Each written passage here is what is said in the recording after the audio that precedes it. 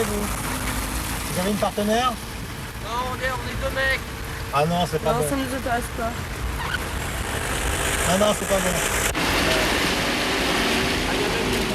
Vous êtes tout seul? Ah oui. Vous me suivez? Comment? On va chez vous? Ah, je sais pas. Je peux pas. Rendez-vous dans un café là-bas. Oui?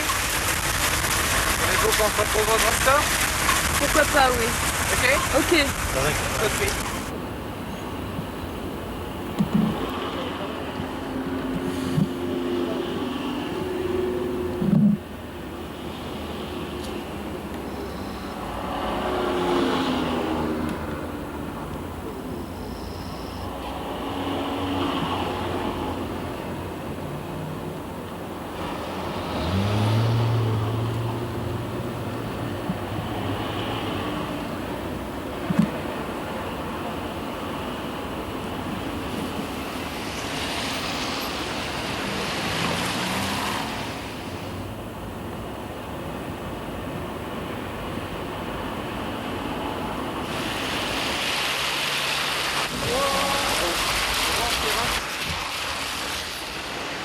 Bonsoir. Regardez-vous, moi.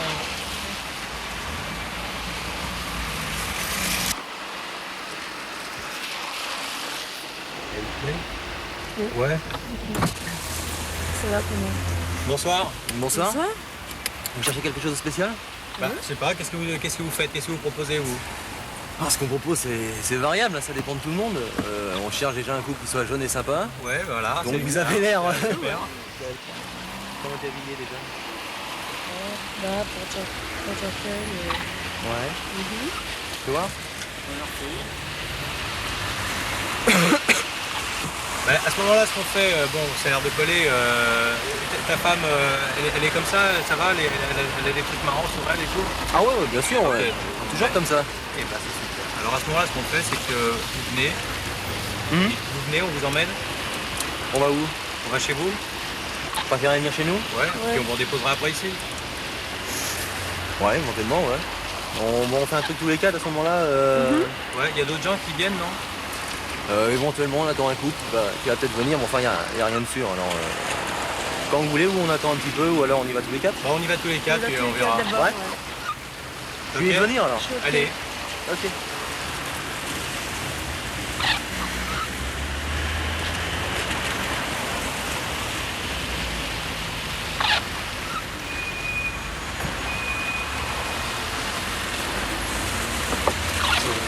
Ouvert, c'est bon. Bonsoir. Tu t'appelles comment? Béatrice. Et Marc. Alors, Marc Harich, bonsoir. Vous avez tourné ça quand? On a tourné ça avant-hier. On s'est embusqué avec une petite copine Porte Dauphine. Ouais. On s'était mariés au début. Ouais. Et puis on a tourné. On a tourné comme tous les gens qui tournent Porte Dauphine. Et puis ça a été un peu bizarre parce que moi je connaissais pas, je dois dire. Ouais. Et on a rencontré des couples. Alors Philippe, Béatrice, Nicolas, Irène. Vous êtes mariés tous les deux? On est mariés. Et vous aussi, vous êtes Oui, mariés oui. tous les deux? Il y a longtemps que vous êtes mariés? Il y a 3 mois maintenant. 3 mois. Ouais. Ah, dis donc, vous n'avez pas perdu de temps. Hein. Non, mais on se connaît depuis 7 ans quand même. Ah bon, d'accord. Et vous? 13 ans. 13 ans que vous êtes mariés. Et vous avez commencé à faire ça combien de temps après votre mariage, vous? Enfin, nous, c'est différent. Oui, pourquoi? Parce que bon, ce qu'on vient de voir, c'est pas tout à fait notre approche. Ah bon, c'est quoi votre approche? Nous sommes plutôt organisateurs, Ah bon, en privé. en privé. Ouais. Ça, c'est du public. Oui. Mais vous faites à 4 ou à plusieurs? Ah ben non, nous, quand on n'organise pas pour 2 couples, on organise pour au minimum 20, 30, 40. C'est-à-dire qu'on se retrouve des fois à 80 personnes. 80 personnes? Et ça se passe chez vous? Oui, oui. Vous avez des enfants? Oui. Et qu'est-ce qu'ils font pendant ce temps-là, les enfants? Ils dorment? Et s'ils se réveillent et qu'ils voient 80 personnes? Il y a une en train de- babysitter. Et il y a une babysitter qui est chargée de, Ouais, qui qui est chargée de fermer la porte? Et qu'est-ce qui se passe dans ce genre de soirée, alors? Oh là là, il y a plein de choses. On commence par dîner. Ouais. Et puis après le dîner, on descend, on danse. On a une discothèque. On a une petite discothèque aménagée et tout. C'est payant, alors? Non, Il non, y a il y a une des frais, non. participation. Il y a des frais. Ouais. Il y a une participation parce qu'on n'est pas... organisé pour 80 personnes, il faudrait vraiment qu'on soit très très fortuné pour s'offrir ce plaisir. Donc il y a une participation. Donc après le repas, on descend, on danse, et puis suivant les soirs, ça démarre tout de suite, et suivant les soirs, ça met un petit peu plus de temps. Il y en a qui discutent, il y en a qui vont directement y en a qui au viennent vif du simplement sujet. il y en a qui viennent simplement pour passer une soirée sans pour autant s'exhiber. Y a pas de... Et la fréquence, c'est tous les combien? Toutes les semaines, tous les mois? Ah non, non, non. Non, à l'heure actuelle, c'est à peu près une fois par mois. Oui, maximum une fois par mois, Ouais. parce que c'est quand même relativement dur d'organiser. Je vous le dis tout de suite, c'est pas facile. Ah bon? Porte Dauphine et puis le privé, ça n'a rien à voir. Et quand on va Porte Dauphine, alors? Quand on va à Porte Dauphine, Ouais. bon, il y a deux choses Porte Dauphine. Il y a l'avenue Foch, Ouais. et bon, l'avenue Foch, il y a beaucoup d'hommes qui sont sur le trottoir Ouais. et qui attendent un couple. Bon, pour faire un trio, bon, il y a des fois, il y a deux hommes, comme on a vu tout à l'heure avec Marc. Et il y a des couples qui sillonnent l'avenue, qui sillonnent tout autour de la Porte Dauphine, Ouais. et qui cherchent un ou plusieurs couples pour se retrouver donc chez un des couples qui a un local disponible ce soir-là. Ah, puis il y a aussi quelque chose de complètement insensé, c'est que derrière la Porte Dauphine, il y a une toute petite contre-allée où on est allé pour voir un peu ce qui se passait, parce qu'on nous avait dit qu'il se passait des choses un peu bizarres. Et j'avais demandé à Nelly, qui est pas une pro mais presque, de montrer un petit peu ses charmes, et elle n'a pas hésité. On s'est garé donc dans cette petite contre-allée. Elle a commencé un petit peu à se caresser, montrer un peu ses seins, et là on a été cernés par les bites. On s'est retrouvés, il y avait 30 mecs qui Ça sont devait arrivés. t'arriver, Romain. Ça devait arriver. Tant que tu tournes dans ce genre de sujet. Et là, c'était hallucinant parce qu'on on s'est retrouvés avec des motards sympas, des routiers antipathiques, enfin tout genre de personnes. Et, et je dois dire que j'ai vraiment eu presque peur. Ouais. Et on s'est fait courser même à un moment par un troupeau de mecs la bite à la main. Et j'ai été obligé de foncer dans le tas parce que sinon on se faisait... J'en sais rien ce qu'on se faisait, mais ça avait l'air d'aller mal, quoi. C'est un petit peu normal. Et après, on est obligé de mettre des essuie-glaces pour Et après, nettoyer le évidemment, pare-brise. mettre des essuie-glaces, c'était... Moi, j'avais jamais vu ça, j'osais même plus toucher la voiture, j'osais à peine sortir de la voiture parce que... Bon, C'est une voiture de location, j'espère. C'était une voiture de location. Tu l'auras ramené comme ça? On a arrangé un petit peu, on avait pris du sopalin avant, puis voilà, bon, on a nettoyé un peu, puis on a rendu la bagnole. Enfin, vous, par exemple, je sais pas, vous êtes marié depuis 13 ans. Oui. Je sais pas, quand tu vois ta femme dans les bras d'un autre mec, ça te fait... Ça lui fait plaisir. Ça lui fait plaisir.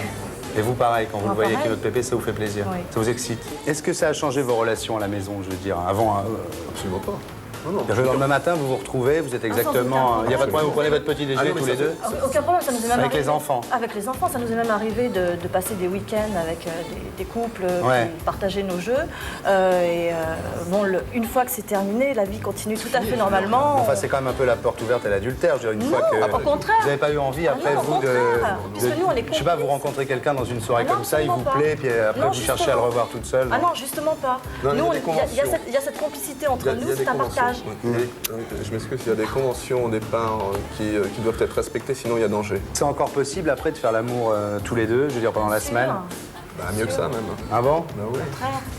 Mieux que ça, on se Je sais retrouve. pas, non, mais quand on en a connu 79 autres, Non, c'est encore non, possible non, d'avoir... on est quand même pas... Ouais. Je crois il faut bien mettre les pendules à l'heure. Hein. Ouais. L'échangisme, c'est pas de la prostitution. quantité. Hein. Ouais. C'est pas de la prostitution. Hein. C'est-à-dire que on le fait avec une partenaire, ou un partenaire pour une dame. On le fait donc avec un partenaire qui nous plaît. C'est pas ça avec n'importe qui. C'est pas Pas la. le premier vu. Non.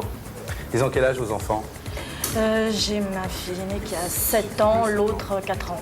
Et si un jour elle s'en aperçoit, je veux dire, parce qu'après, babysitter, elle va pas pouvoir la tenir enfermée dans la chambre jusqu'à l'âge de 20 ans, je veux dire. Non, Si un bien jour elle sûr. ouvre la porte et qu'elle voit 80 personnes comme ça en train de faire l'amour. Elle aura déjà du mal à le voir parce qu'on est quand même suffisamment discret. Ouais. Et bon, en plus, on est assez franc avec elle. Elle sait à peu près ce qui se passe. Elle ne nous juge pas parce que chez nous, c'est quelque chose qui est naturel. Il n'y a pas de vice, il n'y a pas de... On est naturiste, on n'est pas avant tout, donc elle est malsain. habituée de voir des gens nus. Et bon, en Il y a pas de admettant, côté malsain. qu'elle sorte de sa chambre pour aller au WC, par exemple, et qu'elle voit un couple. Attention, ils font pas l'amour n'importe où quand même. Hein. Ouais. Il y a dans la villa, il y a quand même Ouais. des emplacements. Hein, mais en admettant qu'elle sorte et qu'elle voit un couple nu en train de faire sa toilette, parce que bon, bien sûr, il y a une hygiène. Ouais. Attention, Oui. dedans.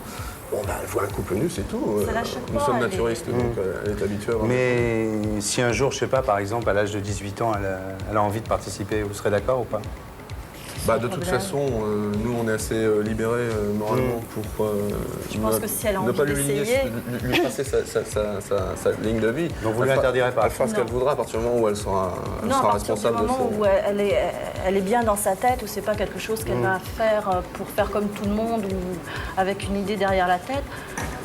Vos y a amis pas de sont au mal. courant, Quels amis? Les Bah, trois- ceux oui, qui la ne plupart des gens qui nous connaissent sont au courant. même s'ils viennent pas, quoi, je veux dire. Voilà, on a beaucoup Mais la d'amis. famille est au courant. La famille est au courant. Oui, il y a d'ailleurs mon beau-père qui voudra bien venir. Et vous, il y a longtemps que vous faites ça? Bah, depuis que je connais. Ah bon, il vous a embarqué là-dedans. Oui, je crois. La première fois, ça s'est passé comment? C'est lui qui vous en a parlé? Ouais, c'est venu un petit peu. J'avais un peu peur. Et puis, bah, maintenant je suis habituée. Je vois pas ça. Ça vous manquerait si vous le faisiez plus? Je pense que oui. Vous y allez tous les vendredis? Oui, dès qu'on a l'occasion. Oui, c'est pas tous les vendredis, mais enfin bon, quand il y a un week-end un peu plus calme que d'habitude, on sait pas trop quoi faire. Puis bon, ça coûte rien. Ouais. Hein, c'est un des seuls plaisirs qui en général coûte rien. Heureusement, celui-là ils ont pas encore taxé. Bon, on va faire un petit tour dans une soirée privée. Bon, on n'a pas encore été chez Nicolas encore. Ouais. Ou alors bon, on va faire un petit tour. Oui, bien sûr, il n'y a pas de raison. Ou alors bon, on va faire un petit tour Porte Dauphine comme on a fait il y a 3 jours. Mais en parlant de taxation, il n'y a pas de problème avec les flics, par exemple, quand même, non?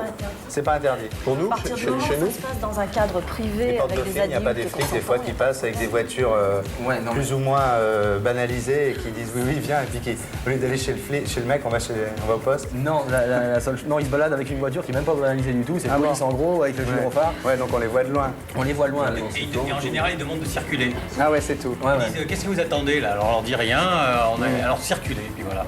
Vous n'avez pas peur en ce moment avec toutes les maladies qui rôdent quand même? Bah, il y a un moyen tout simple hein, de se préserver. Ouais, Hein Petit capuchon comme dit Alain Souchon. ouais. Alors la prochaine soirée, c'est quand? c'est demain. C'est demain, On t'invite d'ailleurs. avec une caméra. Ah bah alors là, ça serait Caméra, très je dur sais parce pas. que c'est très dur parce qu'ils sont quand même assez méfiants. Alors, président, je voudrais vous présenter Monsieur Fatal, qui désormais, avant on avait un mage, qui maintenant on a choisi Eric, Monsieur Fatal, qui tire les tarots à nos invités principaux chaque semaine. Alors la question à laquelle je voudrais que les cartes répondent, mon cher Eric, c'est est-ce que le président Bourges va revenir à la télévision dans les mois qui viennent? Ah si. Nous allons laisser parler les cartes décideront, les cartes mettront le mien. Je vous demanderai de battre les cartes 4 fois, de bien les mélanger, de bien mettre votre énergie. J'ai joué la belote dans le temps, un peu au bridge et surtout au poker. C'est un oracle, J'aime bien le poker, vous savez. la télé c'est du poker. Ouais, Un coup de poker. voilà. Voilà. Bon, le foulard sacré, très important, le drapeau, intérêt de gourer, hein. le drapeau rouge. Et donc, Flotte sur la marmite, non? Non, c'est le drapeau noir. non, le drapeau rouge. Bon. Et donc, nous allons prendre 9 cartes. 1, 2, 3, 4, ici. Donc la réponse à cette question fondamentale professionnelle, la réponse immédiate est la suivante. Vous allez progresser. Il y a un progrès évident. Certaines sphères qui vous retiennent un petit peu en ce moment, malheureusement, mais le progrès est assuré. C'est une réponse positive. Agissez avec prudence et avec prudence et attention aux détails, mais je pense que le progrès est assuré. Il y a un progrès assuré en votre faveur. À quoi vous attendre dans le futur immédiat? La réconciliation. L'éclaircissement, la réconciliation qui découlera de discussions vives et animées. Il y aura beaucoup d'opposition, mais je pense que cette opposition va former une fusion et une réponse positive. Alors, il y a, Donc, c'est il y a une très bonne- progrès, il y a éclaircissement. Éclaircissement, c'est dans la bonne voie, vous êtes vraiment dans la bonne voie. La troisième carte indique les facteurs cachés subconscients, c'est-à-dire ce qui se passe au fin fond des choses, encore des gains, le progrès. Vous allez gagner. Je vois une victoire assurée, qui viendra de beaucoup de conflits certainement, mais la victoire est là. La victoire en C'est les chantant, cartes. formidable, alors. Le passé- Les cartes le disent. Le passé, c'était l'idéal. Pourquoi est-ce que cet idéal ne se reproduirait pas?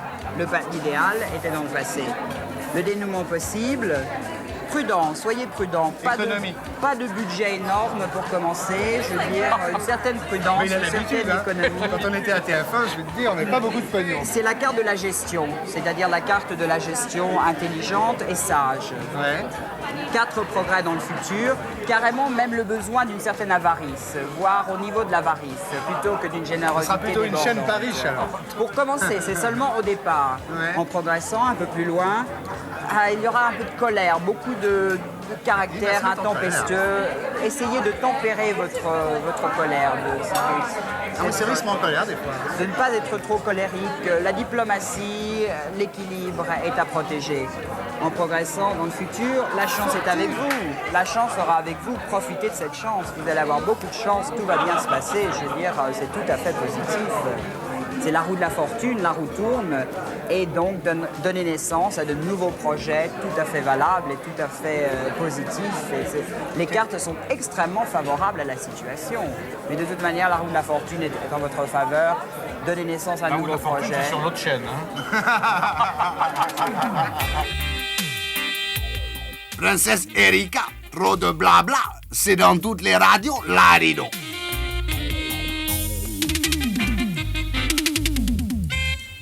Trop de blabla, il me dit cet homme-là, trop de tracas, j'ai donné déjà. Trop de tracas, il me cause cet homme-là, trop de blabla, j'ai donné déjà. Wow. Ce temps-là, oui je le dis, la femme prend trop d'assurance.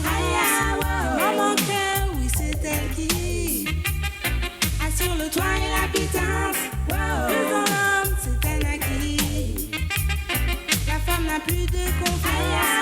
La traite mal, c'est mon avis. Il a fait souffrir à outrance. Non, je ne peux pas écouter des médisances et rester dans mon coin à garder le silence. Pourtant, ce qu'il aimerait, c'est que je perde ma patience et alors me reprocher d'être au bord de la délinquance. C'est lui qui passe pour me mettre à la déchéance. Non, avec cet homme-là, je perds toute ma prestance. Il dit qu'il est mon prince, mais il a des actes de démence. Et comme je le découvre, ils sont mots dans la violence.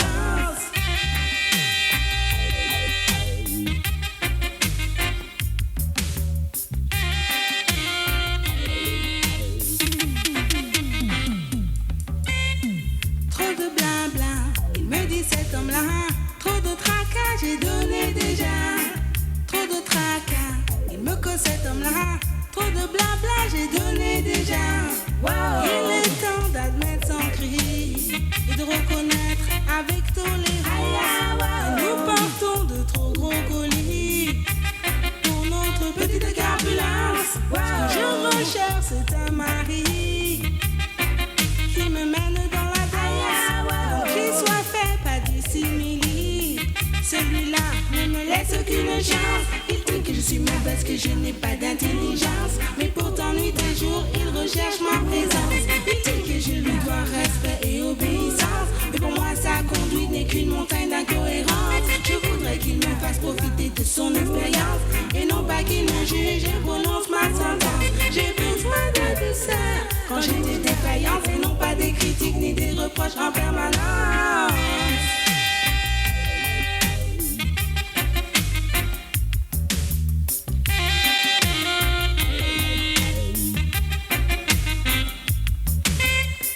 Trop de blabla, il me dit cet homme-là. Trop de tracas, j'ai donné déjà.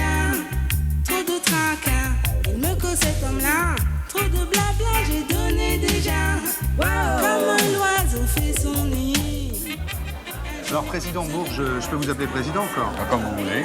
Surtout que c'est grâce à vous que je fais de la télé. Je suis encore président, mais Vous êtes d'autres président d'une choses. autre société. Oui, une société que je viens de créer, oui. Alors, ça fait un an? Oui. Oui, je m'en suis aperçu tout à fait par hasard parce qu'un journaliste m'a téléphoné en me disant « Dites donc, qu'est-ce que vous pensez d'un an de privatisation de TF1 ?» Je dis « Pourquoi ça fait un an déjà ?» Je crois être à hier, le jour de passage de TF1 chaîne publique à TF1 chaîne privée. Je voudrais qu'on dépasse un peu l'audiovisuel. Oui. Qu'on parle un peu de vous. Oui, si vous voulez. Quand on parle de vous, on dit il est tiers-mondiste. Alors ça veut dire quoi être tiers-mondiste? J'en sais rien. Moi, sais rien.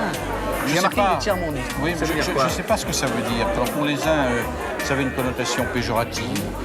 Ça voulait dire celui qui s'intéressait plus aux problèmes extérieurs qu'intérieurs et puis qui en plus avait une vision un petit peu doctrinaire du tiers-monde.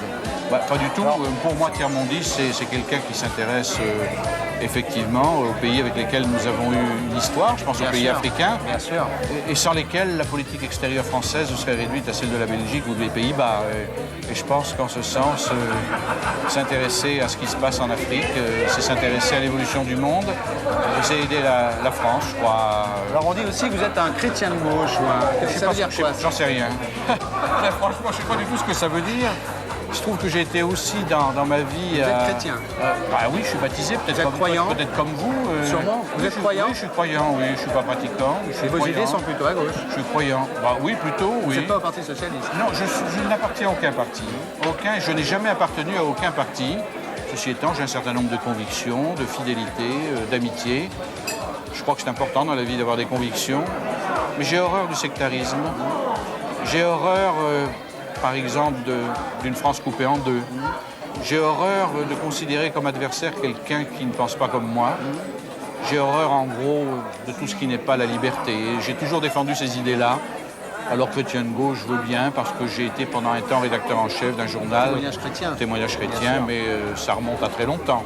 Alors, vous avez plusieurs surnoms, vous en avez deux. Il y en a un, c'est le Roi Bourges. C'est l'époque où vous étiez président de TF1. Oui, ça m'a été donné, je me souviens, à l'époque, par l'Express. Ouais. On l'avait donné aussi à Arthur Comte, c'était le roi Arthur. On vous a appelé Mohamed, parce que vous êtes parti en 62 chez Ben Bella. Oui, alors on m'a appelé Mohamed, c'est plus méchant. C'est plus méchant, c'est minute, c'est l'extrême droite. Oui. Moi, ça me gêne pas du tout, parce que j'ai beaucoup de... Il y a un roi du Maroc qui s'appelait Mohamed. Ben oui, et puis Mohamed, c'est le prophète. Oui, alors moi, ça me gêne pas du tout, au contraire. Et je dirais que ça fait plaisir à des tas d'amis de l'autre côté de la Méditerranée. Moi, ça ne me gêne pas, ça me fait plutôt rire. Mais vous avez dit un jour, Président, que finalement la France serait de plus en plus métissée. Je ne crois pas l'avoir dit. J'ai dû citer Léopold Sédar Senghor, qui disait que l'avenir de l'humanité, c'est le métissage culturel. Il avait raison. Est-ce que justement, vous ne pensez pas qu'en Algérie, on aurait pu arriver à une Algérie métissée? Est-ce que les pieds noirs auraient pu rester? Est-ce que vous approuviez réellement la situation telle qu'elle était en 62? Alors, moi, je vais vous dire une chose. Je crois que l'indépendance de l'Algérie était inéluctable. Je n'étais pas le seul à le penser, puisque le général de Gaulle l'a réalisé. Je pense que si cette guerre n'avait pas duré si longtemps, les pieds noirs auraient pu rester, car c'était des enfants du pays, au même titre que les Algériens de souche. Et je pense qu'on aurait réussi une belle chose au plan historique. Malheureusement, on ne fait pas toujours ce qu'on veut. Vous le revoyez, Ben Bella, des fois? Non.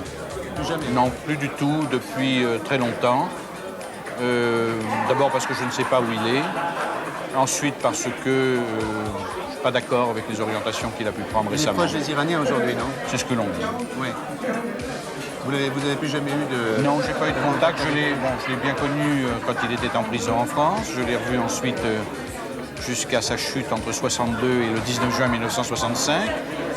Je l'ai ensuite accueilli à Paris lorsqu'il a été libéré et qu'il est venu quelque temps ici. C'était normal, j'avais été son collaborateur. Et depuis, je n'ai plus de contact avec lui. Et quand on disait à l'époque, dans certains journaux, plutôt de droite, effectivement, ou d'extrême droite, que vous étiez un porteur de valises du réseau Janson, ça veut dire quoi, ça? Les porteurs de valises du réseau Janson... C'était des Français qui étaient du côté du FLN? C'était des Français qui aidaient le FLN.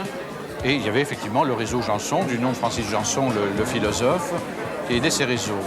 Or, je n'ai jamais connu Francis Janson.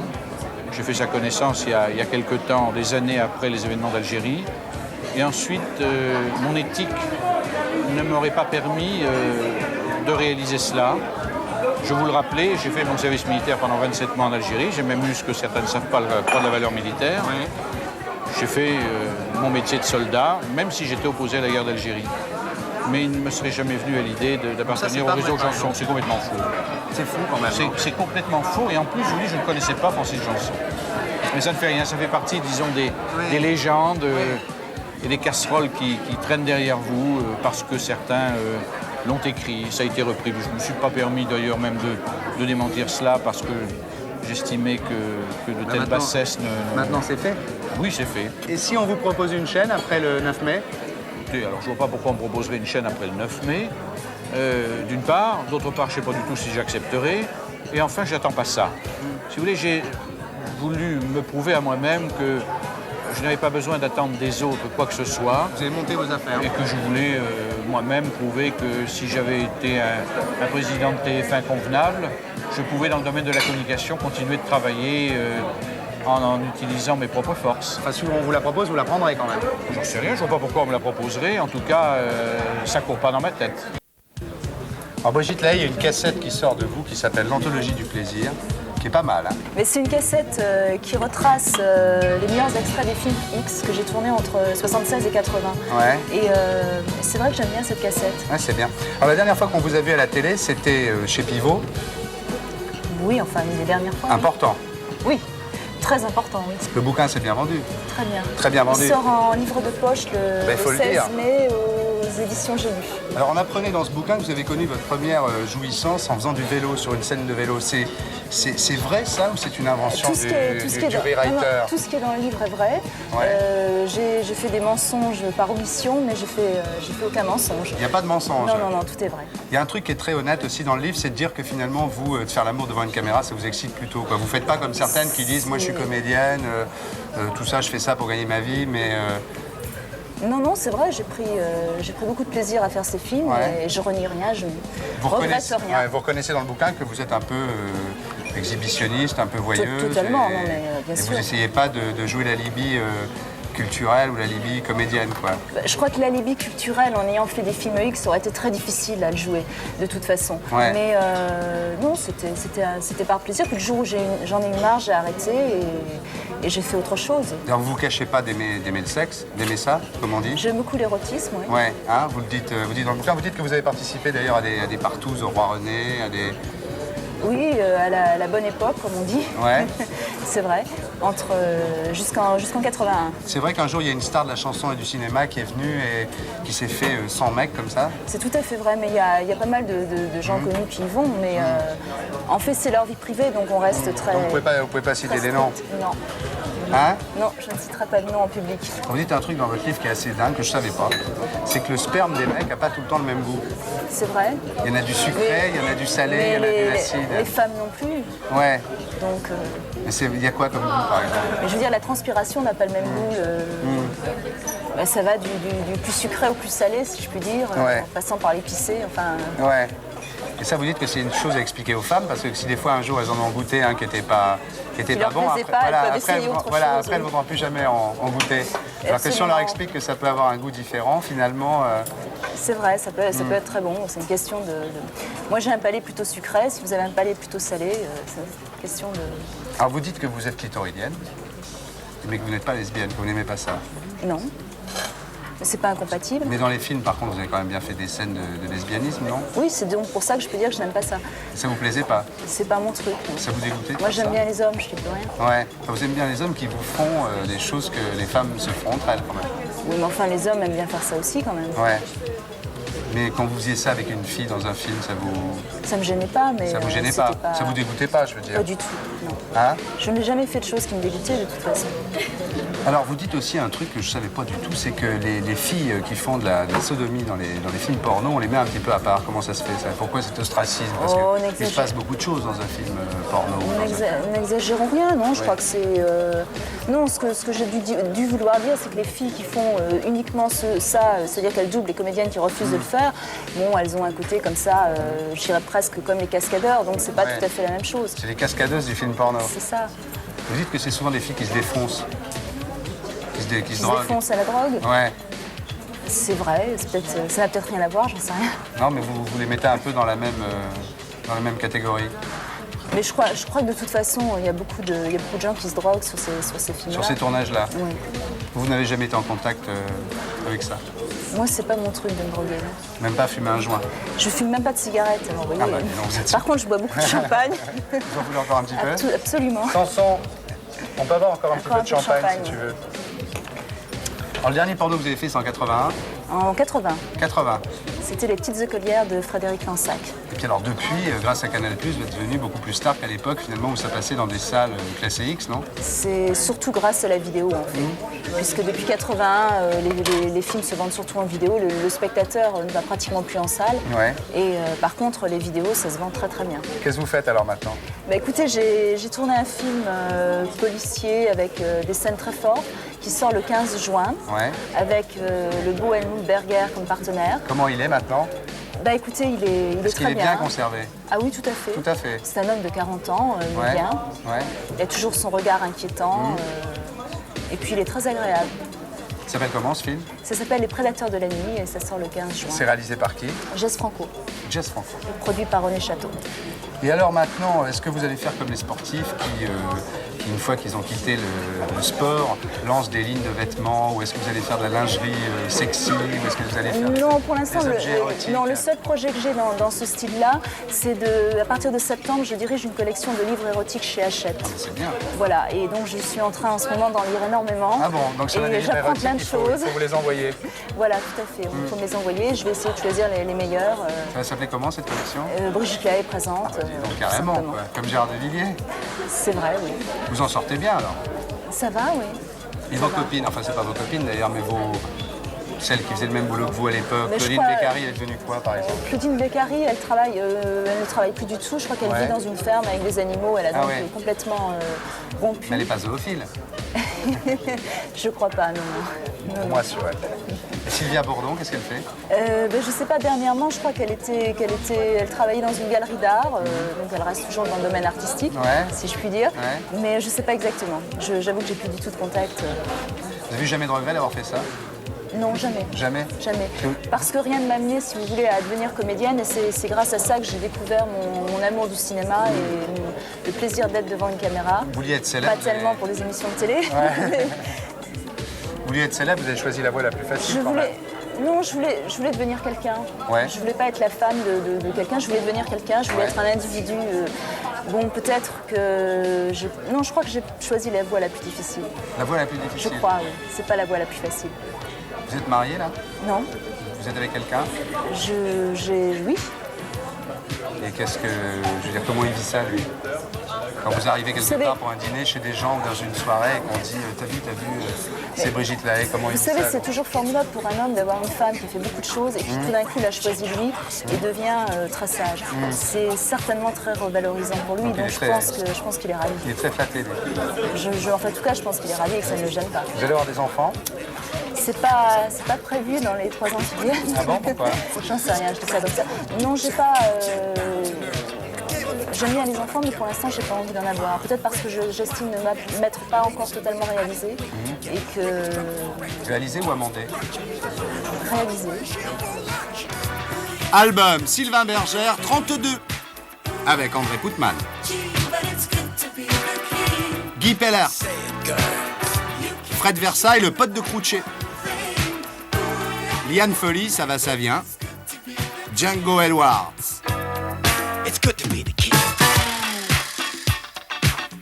Groseille au bain.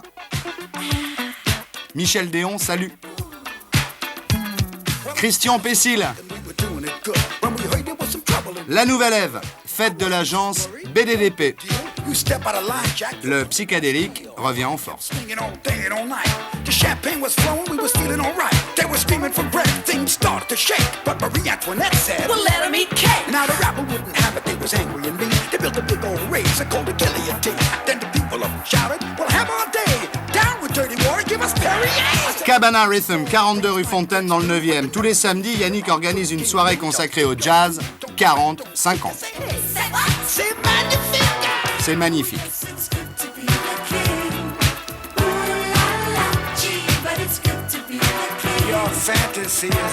Your fantasy is my reality. La locomotive boulevard Rochechouart dans le 9e. Oui, mais le décor est mieux que l'accueil.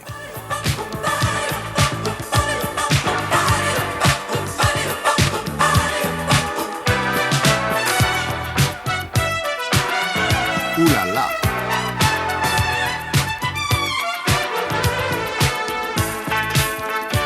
Suite des aventures de Sylvain, chapitre 32, Sylvain à Montmartre.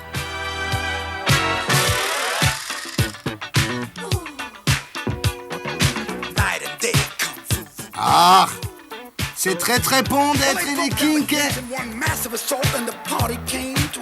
Ouh là là. Alors Philippe, à quelques heures des élections et avant de parler avec Bernard Legrel de la profession lobbyman, tu t'es intéressé à un lobby qui est le lobby des automobilistes. Ouais, j'ai voulu clore la campagne électorale dignement, pour même minuit. Et alors le gros problème aujourd'hui, et la seule question, parce que je veux dire que Mitterrand soit élu ou pas, personne n'en a rien à foutre. Ce qui intéresse les gens, c'est de faire sauter leur PV. Oui, c'est de faire sauter leur PV. Il y a eu plus de 30% de morts sur les routes depuis le début de l'année à cause de ça. C'est l'hécatombe totale. Et le principal lobby en France aujourd'hui, c'est celui des PV. Les parcs-mètres, les PV, les papillons, les aubergines, etc., etc. Alors je me suis dit que le meilleur moyen de savoir si vraiment les partis politiques étaient up-to-date, comme ça qu'on dit, c'est d'aller les voir dans leur sein. C'est comme ça qu'on dit avec un lobbyman. Oui, voilà. Et alors, c'est d'aller les voir dans leur sein. Et je suis allé dans les permanences, j'ai fait la tournée des 5 permanences, des 5 partis politiques, groupes parlementaires de l'Assemblée nationale, puisque comme on est contrôlé, il faut faire attention de bien répartir les temps de parole.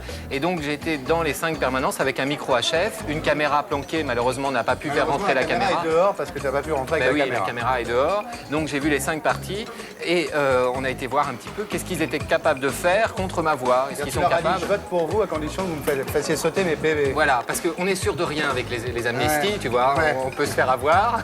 Donc je préfère anticiper. Donc s'il y a un parti politique, et même encore là, il leur reste encore 24 heures, toi aussi d'ailleurs, je crois, non? Moi j'ai pas le permis, moi je suis encore. Non, mais il y a peut-être d'autres choses, des impôts, des trucs comme ça que tu veux régler. Donc, il faut s'adresser aux permanences. Il reste 24 heures, donc courez à vos permanences politiques et dans 24 heures, ça sera fini. Pas vous passer un PV et vous le filez à un député ou un truc comme ça? Parce que comme moi je fais de la retape en plus dans mon entreprise pour bar. Ouais. Disons. Parce que vous voyez, j'en ai au moins une dizaine quoi, des PV comme ça. Je comprends. Donc moi si je peux les placer, si je peux en faire sauter quelques-uns, c'est aussi bien. Oui. Non? Je sais pas, c'est pas moi, officiellement c'est pas moi la responsable, attention. Ouais. Donc, comment je fais alors? Je vais à la permanence de qui? Non mais disons, il y a un monsieur qui est là 2 heures, à ce moment-là, vous pouvez passer, puis on parler. Mais c'est possible. Mais si vous votez bar à la rigueur. Non mais moi je suis prêt à voter pour bar, mais simplement comme il y a eu plein de bruit comme quoi les PV allaient pas être, il allait pas y avoir d'amnistie avec bar. Ce que je veux c'est que vous vous arrangiez pour mes PV, vous voyez. Puis après tout, pourquoi pas marchander sa voix? Je trouve que c'est le meilleur moyen de fonctionner. Hein. Oui. Oui, il faut faire du marchandage. Bon au revoir. Merci. Merci. Il n'y a pas un député qui puisse, ou une permanence de député où je puisse aller ou lui demander d'en faire sauter un? Parce que je vous jure que moi je reviens à mon bureau après et je leur dis regardez, j'en ai un député, c'est dans le 11e, c'est rue d'Amelon. Mais j'ai pas l'adresse là. C'est lui, il est cool là-dessus? Je sais pas, tu peux lui poser la question. Je peux pas te dire qu'il le fera. Hein, non mais je suis pas magouilleur, hein, je veux juste en faire sauter un. Comme ça, après je vais au bureau et je dis regardez, vous baratinez, n'empêche que si vous votez à gauche... S'ils ont une facilité de voir par un élu, parce qu'il faut voir... ils peuvent. Je peux pas... Parce que moi, je veux dire, ça va pas vous coûter grand-chose. Un PV, et ça me fait au moins 4 voix, 3 voix. Je gagne les 2 secrétaires et je gagne un des représentants, il est prêt à voter pour Mitterrand. Alors là, moi, je peux pas te garantir, nous, ici, on est minoritaire. Merci. Au revoir, bon courage. Pour un PV, changer son vote, il faut le faire quand même, hein. Vous croyez pas? Il faut vraiment être un électeur un petit peu, je dirais, au ras des pâquerettes. Parce que moi, il me ferait pas changer mon vote pour un PV. Mais en fait... Mais c'est rien à côté des autres problèmes que nous avons, les chômages, et l'immigration, et tout ça.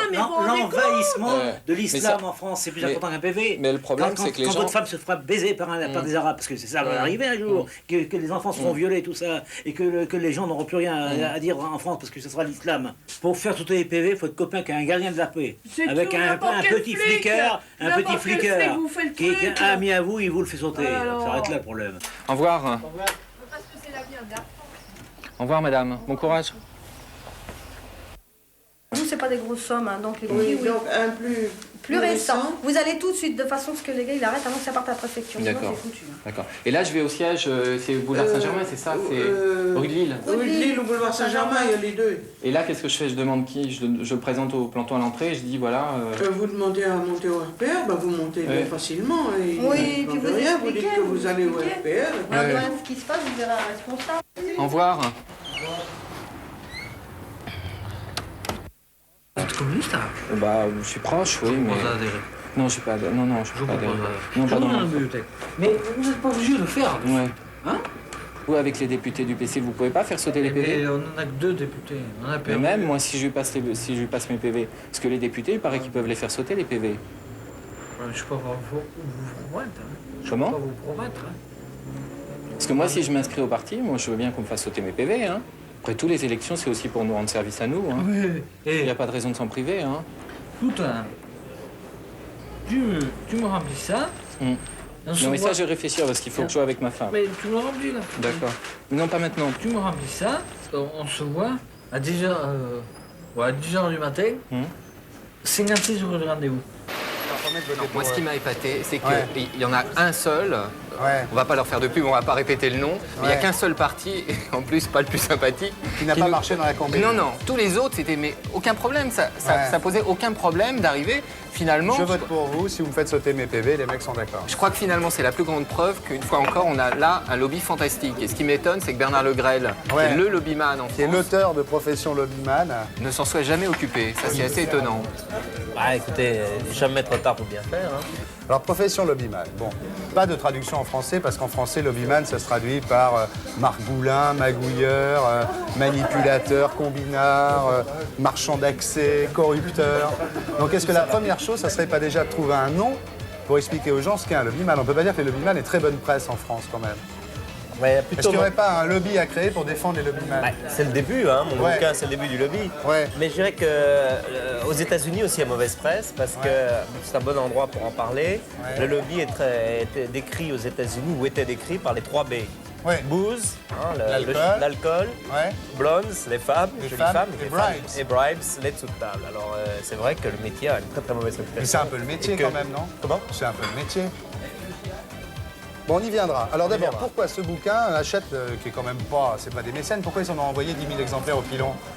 Ah mais parce qu'il devait sortir à la fin de l'année. Il devait sortir à la fin de l'année. Et un de vos confrères, l'Express, devait sortir les bonnes feuilles. Et on avait pris comme exemple le lobby contre le tunnel sous la Manche. Et ça n'a pas plu à tout le monde. Alors voilà, il y a eu des amicales pressions. Les avocats ont relu. Vous êtes pressions de qui? Non, mais si, des noms. Moi, j'en sais rien. Mais je crois que les gens du tunnel n'ont pas beaucoup apprécié. C'est Bouygues? Peut-être. Alors Bernard, c'est quoi tes plus gros coups comme lobbyman? Alors mon plus gros coup, qui m'a rapporté d'ailleurs pas mal d'argent et qui a rapporté encore beaucoup plus d'argent à mes clients, c'est le monopole postal. Ça, c'est un coup. Oui, c'est-à-dire qu'avant, en France, c'était la Poste qui transportait les plis. Tout. On a eu des trucs quand même assez épiques. On a eu le fameux mardi noir. J'étais en Suisse, on m'a appelé d'urgence parce qu'à 6h du matin, les douaniers et les CRS ont attaqué les plateformes aéroportuaires de Orly et de Roissy, ont tout saisi.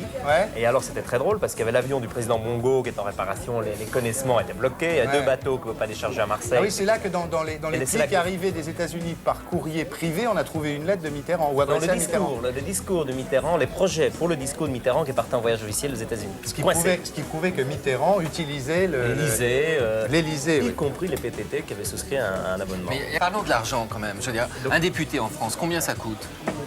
Alors moi, ça je peux pas répondre. Ah non, franchement. Mais combien, je veux dire combien ça coûte un député? Non, en France, le problème c'est que les députés ils veulent tous pareil.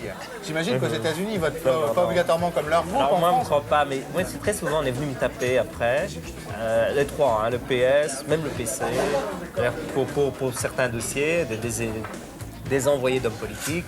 Et moi j'ai dit écoutez, d'abord c'est pas mon argent, moi, c'est de mes clients. Et on va voir. Moi, je quand même dire à mes clients, donnez pas. Parce qu'ils donnent à l'un. Une fourchette. Combien ça coûte un député? Parce que si on Bon, donne un à l'un. ministre alors, combien ça coûte un ministre? Un ministre, c'est cher. Très Un cher. ministre, c'est très cher. Ah, ça va chercher dans les millions. Dans les millions. De francs français, pas de francs belges. Et un journaliste? Oui, alors les journalistes, on m'a demandé à les clients, on dit alors, ben, je sais pas, Thierry, combien tu vaux là? Bah moi je gagne bien ma vie par ailleurs, donc je suis pas achetable. Voilà. Mais le lobbying, ça peut aller très loin, ça peut aller jusqu'à faire flinguer des gens. Alors c'est plus du lobbying alors. C'est plus du lobbying. Non mais on essaie de savoir parce que c'est un métier neuf. Non. Oui, mais c'est comme l'espionnage aussi. Ouais. Moi j'ai une histoire très, enfin pas marrante, assez grave. Où est la frontière? C'est qu'un jour, je reçois un coup de téléphone du Quai d'Orsay. Un monsieur qui se présente, que je connaissais, que j'ai rencontré plusieurs fois. Et il m'a dit, voilà, nous on a un problème, on a reçu des cassettes vidéo de Sabra et Shatila. C'est absolument horrible ce qui s'est passé là. Et le gouvernement français veut faire un lobby. Enfin, nous, on est pro-OLP, modéré. Et c'est un moment, le roi Hussein de Jordanie avait fait un mouvement, il fallait aider Hussein. Et la France l'a fait. Et alors, ils ont dit, les Américains bloquent. Ah oui. Et il faut convaincre les Américains, parce que j'ai un partenaire américain, Bob Gray, alors est-ce que Gray peut aider? Alors, moi j'ai appelé Gray, alors Gray a dit wait a moment, or wait until tomorrow, I will check, je vais voir, et I will check with Bill. Et Bill, c'est Bill Cassé, le patron de la CIA. Ah d'accord. Et alors, niet. Plan Baba mort, y a pas de remords. Flashback, Sonny and Cher, I got you baby.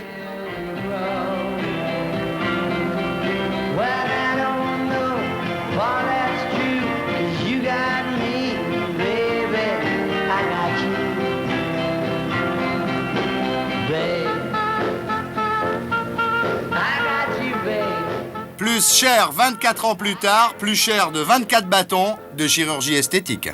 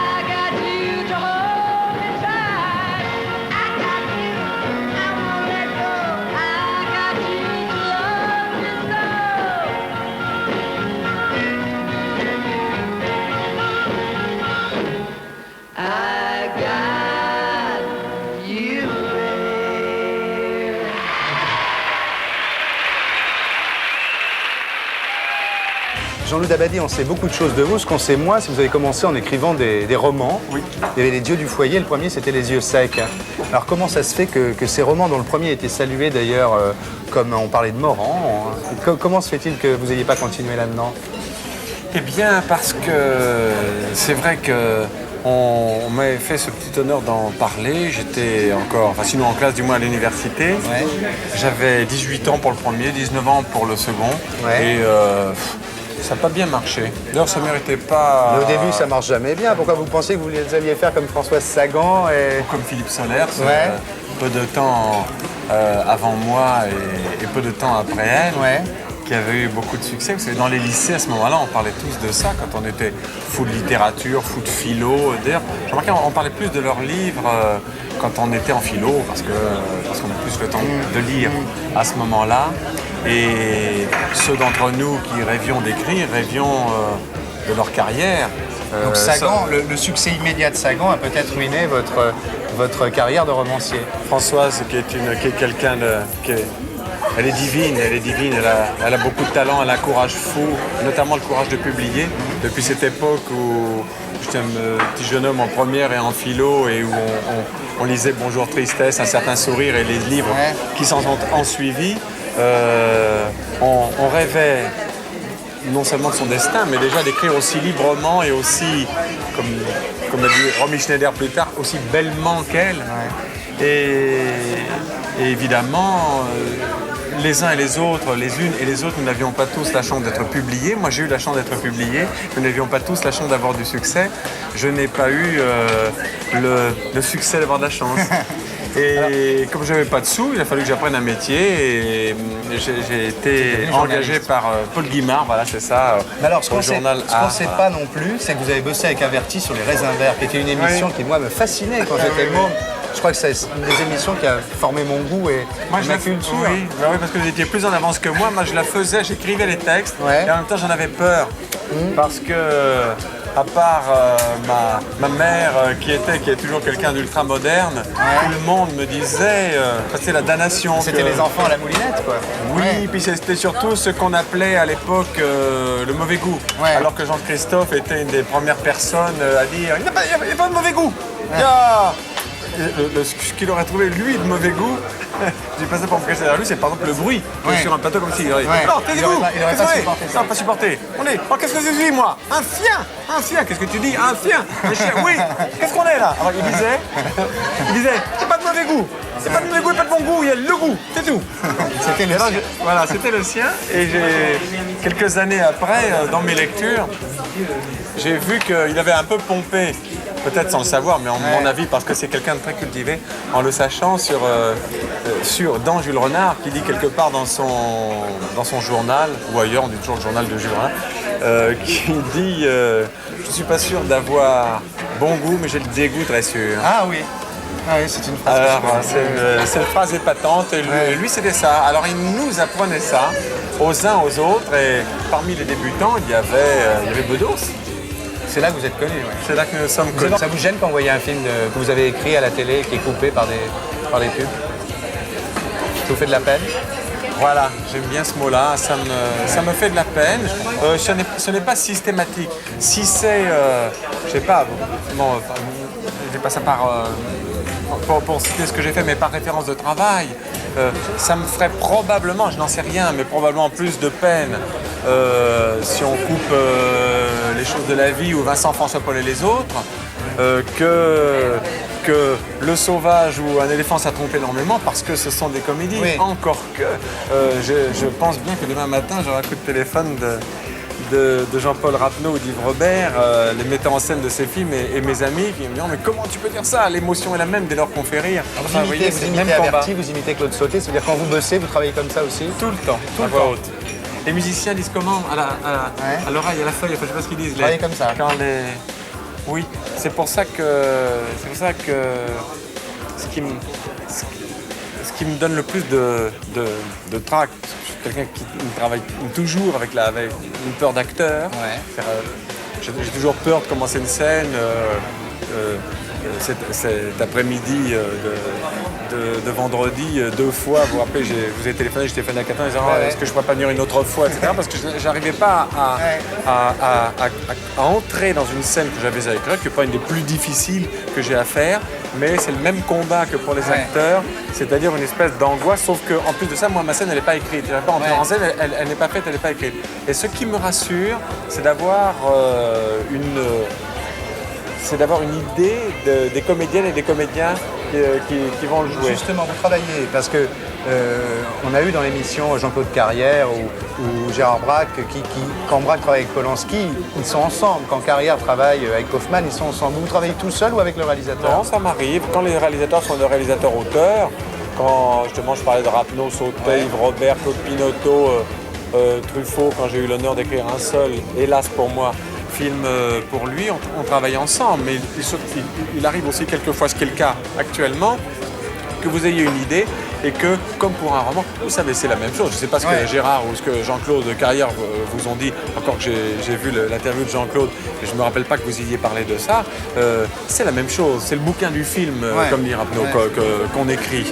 Bon, alors, évidemment, si on est ensemble, si vous êtes le réalisateur, ou si c'est vous l'auteur, je suis le réalisateur, ça vous fait plaisir de me parler, de voir ma tête. Et les bons réalisateurs sont d'abord des bons directeurs d'auteurs, avant d'être des bons directeurs d'acteurs. De leur regard, vous tirez votre drôlerie, votre émotion, vos silences, votre angoisse, votre envie d'adoucir ce regard ou de l'allumer. De sentir que ça marche dans le regard de l'autre. Oui, voilà, que ce soit tout de suite ou que ce soit le lendemain. Mais il arrive quelquefois que pour un livre, comme pour une pièce, vous ayez besoin d'être tout seul pour trouver la... Besoin, ou parce que vous êtes tout seul au départ, vous avez votre idée. Là, je suis en train d'écrire un film qui s'appelle Forcing pour Nathalie Baye et vous ne savez pas quel sera le réalisateur, par exemple? Pas encore, non, et je suis près de la fin de mon écriture parce que j'ai commencé à inventer mon histoire, à la raconter aux producteurs, aux comédiens, C'est rare quand un scénariste qui génère un film, non? Non, pas tellement. Est-ce que quand vous aurez fait plein de films, plein de chansons, plein de sketchs, est-ce que vous n'avez pas envie de revenir à la littérature, nous faire un roman désespéré de 500 pages? D'abord le théâtre. D'abord le théâtre. Ah, je suis fou du théâtre à cause des répétitions, à cause du travail physique avec les acteurs. Alors, ça n'empêche pas qu'évidemment je rêverais d'écrire des livres, mais je ne suis pas sûr d'être actuellement doué pour écrire des livres. Je ne dis pas que je le sois pour le cinéma ou pour le théâtre, choses comme ça, mais au moins on peut se parler, on se touche, on se provoque, on se rappelle au téléphone. Si écrire un livre, c'est mon rêve, puisque je suis tellement lecteur de livres. Moi, je suis sûr que vous écrivez des livres. J'en rêve, mais à propos de rêve, si je pouvais la nuit me rappeler au téléphone pour corriger quelque chose.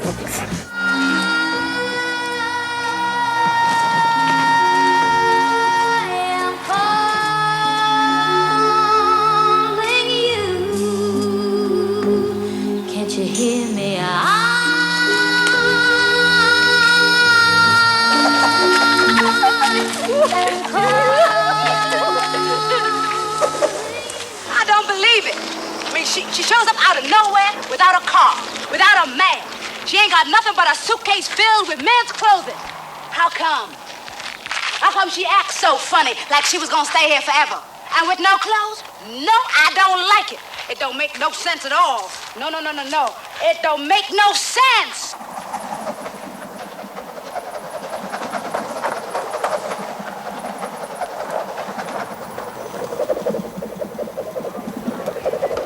Marianne Zegebrecht, vous avez le premier rôle de Bagdad Café que j'ai vu. Et je trouve que c'est un film formidable et je tiens à vous dire que je suis sûr qu'ici ça va être un succès. Merci. Non, vraiment. En fait, c'est un peu un miracle. Nous, on dit que c'est un miracle parce que c'est un petit film. C'est une histoire très humaine. Il n'y a pas de meurtre, pas d'accident de voiture. C'est très poétique, ouais. Oui. Est-ce que vous pouvez nous raconter le sujet du film parce que finalement ici très peu de gens l'ont vu.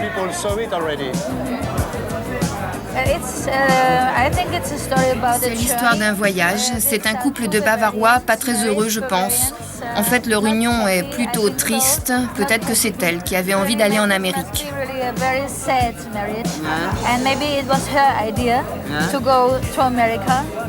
En Californie, oui. Je crois que ça se voit à sa coiffure, qui n'a rien de très bavarois. Leurs vêtements, par contre, sont typiquement bavarois et peut-être que c'est elle qui a voulu. Lui serait plutôt allé en Italie, comme tous. Peut-être que c'était une fuite d'une certaine manière, mais elle n'en est pas vraiment sûre. Mais si vous faites vraiment un voyage dans le désert, en allant de Las Vegas à Palm Springs, et que vous ne vous entendez pas bien, vous êtes vraiment perdu dans votre voiture. Parce que vous êtes toujours ensemble. C'était vraiment, comme je l'ai dit, une situation très triste. Ils ne s'aiment vraiment pas tous les deux. Alors à un moment, elle décide de partir et c'est vraiment un moment spécial parce que ça se passe dans le désert. Alors elle part avec leurs bagages, avec ses bagages à lui aussi.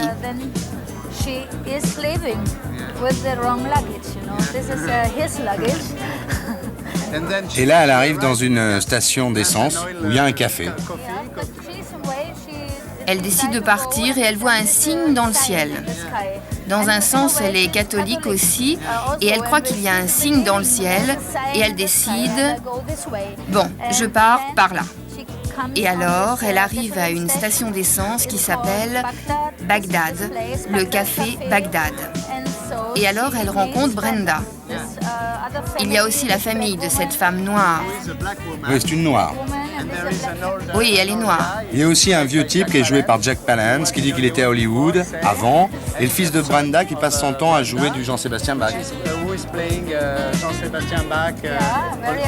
Oui, c'est très étonnant. Il y a aussi la fille. Et le mari. Et le mari est un peu en retrait. Hein. Il regarde. Il était sur le point de partir, il devait partir. Et c'est très drôle parce qu'elle est très triste, elle est assise sur une chaise et elle regarde et elle se demande « Qu'est-ce que c'est, un oiseau ou quoi ?» Et en fait, c'est moi. J'arrive et je décide de rester là un certain temps. Je ne peux pas partir, je ne peux pas revenir sur mes pas. Il faut que je reste, je dois penser à mon avenir. Au début, vous n'acceptez pas très bien. Hein. Non, c'est difficile, vous savez. Puis après, ça va mieux, quoi. J'essaye, et une partie de moi-même me dit « ne pars pas ». Et j'essaye de devenir amie avec elle, et c'est possible, car je tombe amoureuse des enfants, ses enfants, ce petit bébé. J'essaie de rester là. Peut-être qu'en Bavière, j'ai aussi une station d'essence. C'est le genre de choses que je connais. Et j'essaie de m'installer là. Vous avez une boîte de magie. Oui, mais elle n'était pas dans ma valise. Peut-être que c'est mon mari qui l'a achetée à Las Vegas. Et vous commencez à faire des tours de magie. Oui. Et ça devient une attraction dans le café. Oui. Ça a beaucoup de succès.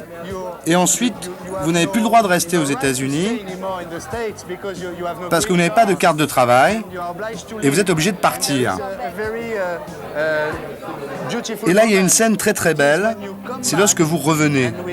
On s'imagine que vous êtes retourné en Bavière, que vous avez obtenu un visa, peut-être même un certificat de travail. Peut-être même que j'ai divorcé. Peut-être, on ne sait pas vraiment. C'est formidable, c'est très très poétique. Oui. Ça me plaît beaucoup aussi parce que des fois les gens disent c'est très harmonieux. Trop harmonieux. Vivre dans le désert n'est pas toujours si harmonieux parce que la nature est assez dure là-bas et les gens aussi. Et moi, quand j'étais là-bas, j'ai trouvé que les heures passaient très lentement. Je me suis dit que c'était une décision formidable qu'elle avait prise de vivre cette vie-là. Alors il y a les camions qui passent jour et nuit, qui s'arrêtent de temps en temps, qui s'arrêtent de plus en plus souvent quand vous faites vos tours de magie avec Brenda et que vous commencez à mettre au point un vrai numéro, comme sur une scène. Oui, ça m'a beaucoup plu parce que j'étais obligée de vraiment apprendre des tours. Mais justement, je voulais vous demander, si vous avez appris ou c'était du cinéma? Non, on le voit bien parce qu'il n'y a pas de coupe dans les 2 premières scènes. Les autres scènes ne pouvaient pas être aussi longues parce que ce n'était pas seulement un film sur la magie. Mais les 2 premières scènes... Vous avez été obligé d'apprendre des tours de magie? Oui, c'était difficile. Alors il y a Jack Palance qui habite dans une caravane et qui fait plein de tableaux de vous comme ça. Je l'aime beaucoup, vous savez. C'est vraiment Jack Palance. Je l'ai vu jouer pendant des années des rôles de dur, de méchant, et je crois que ça, maintenant, c'est vraiment lui. C'est pas un macho. Il a un visage très dur, de grands pieds, une voix très forte, mais il est si sensible. Il peut se mettre en colère, vraiment. Il n'est pas typiquement américain. Je l'aime beaucoup.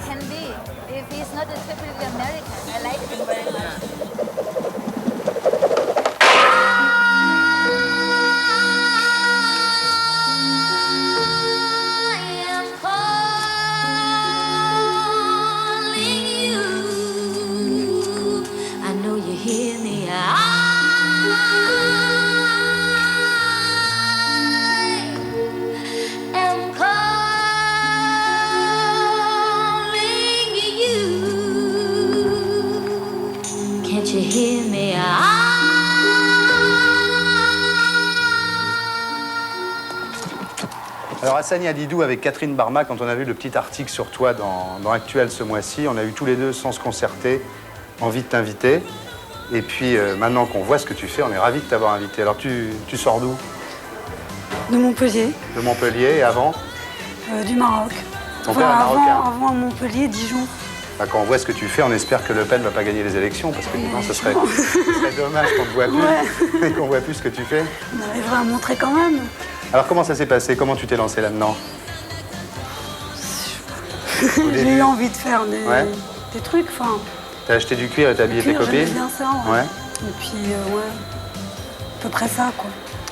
Ça a été précis l'année dernière, parce que j'ai présenté un dossier pour faire partie de la Biennale des jeunes créateurs à Barcelone. Ouais. Enfin, je me suis fait connaître. Et voilà. Ça s'est passé comment là-bas? C'était un peu dur, mais ça s'est très très bien terminé. Ouais, ils voulaient pas porter tes modèles? C'était des Catalanes. Et elles étaient très très pudiques, même elles allaient à la plage et elles mettaient le haut et le bas, et puis ça a des dimensions comme ça. Ouais. Quand tu leur as demandé de porter tes modèles, ça hurlait. Mais ça m'aurait un peu emmerdé qu'elles aient porté, parce qu'elles avaient des marques de maillots, enfin, c'était infernal. Puis elles ont porté en fait des jupes, parce que je fais des vêtements aussi. Et après, j'étais en colère, et donc j'ai organisé un défilé dans une boîte où il y avait les concerts de rock qui passaient en même temps. Tu as trouvé des gens pour défiler pour toi et tu les as... J'ai eu de la chance. Tu les as décidés, ils ont défilé, ça s'est bien passé.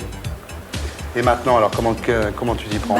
Maintenant, ça va un peu mieux, quoi. J'ai déjà des défilés qui sont prévus à l'avance, les gens savent ce que je vais présenter, c'est à moi de trouver les modèles, parce que là, elles étaient imposées à Barcelone, donc je n'avais pas vraiment choisi au début. Et bon, là, je m'y prends à temps. C'est toi qui fabriques aussi? Ouais.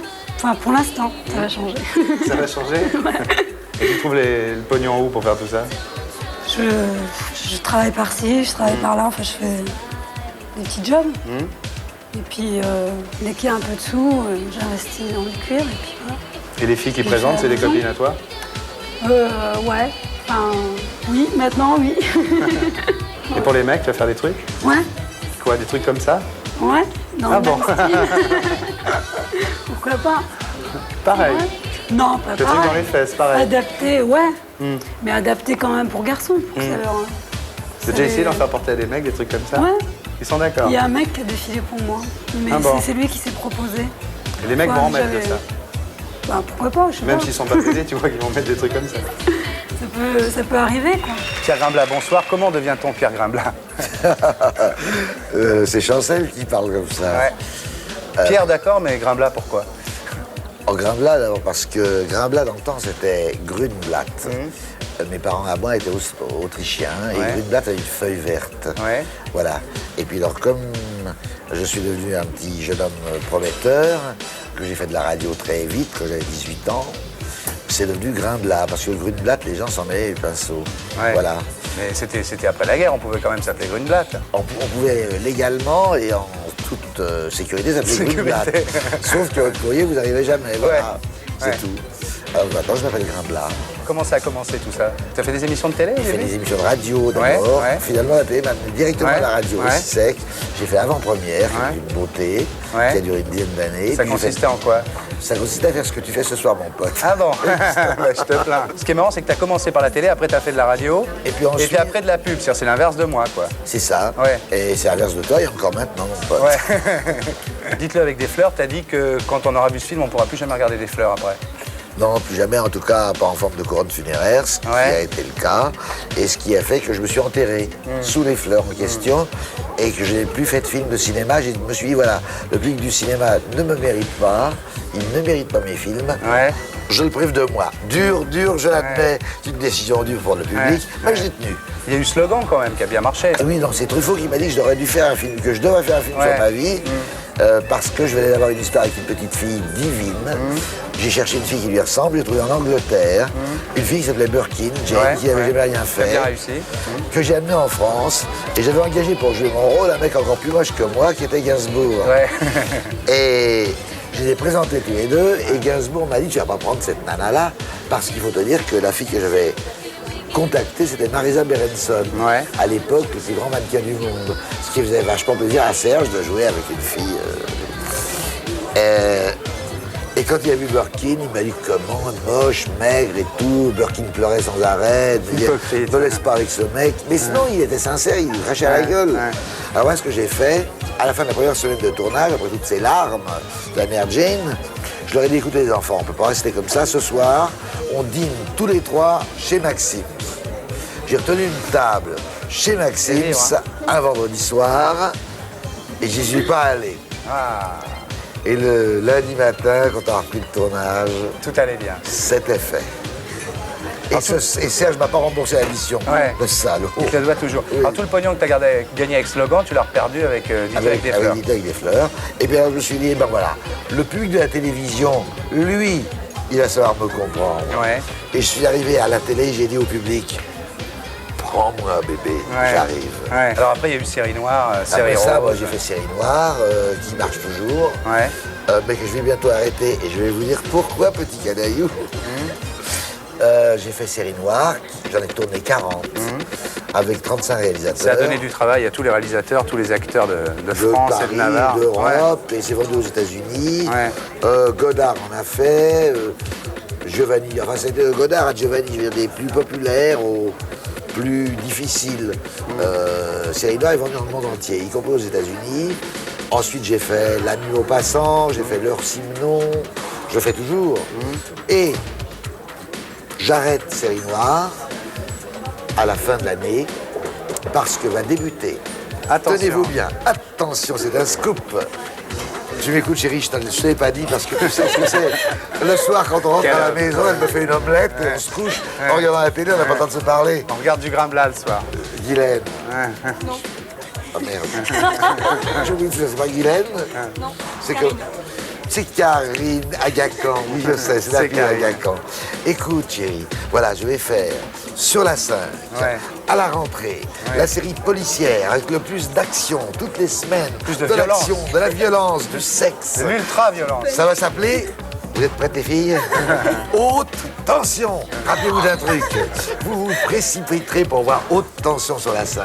Les meilleurs réalisateurs, les stars les plus pulpeuses, les plus biscotins, je parle des mecs cette fois-ci, ça va être Haute tension. Croyez-moi les gars, il y en aura pour son argent. T'as pas perdu ton temps dans la pub, remarque, hein? Non, c'est vrai. T'as appris à vendre quand même. Tu sais un truc, quand je fais une émission à la télé, je la vends, je veux que s'il y a un seul mec qui décroche pendant que j'ai mon émission sur l'antenne, je me flingue. Tu me comprends, Edwige? Qu'est-ce que tu fais de tout ton pognon alors?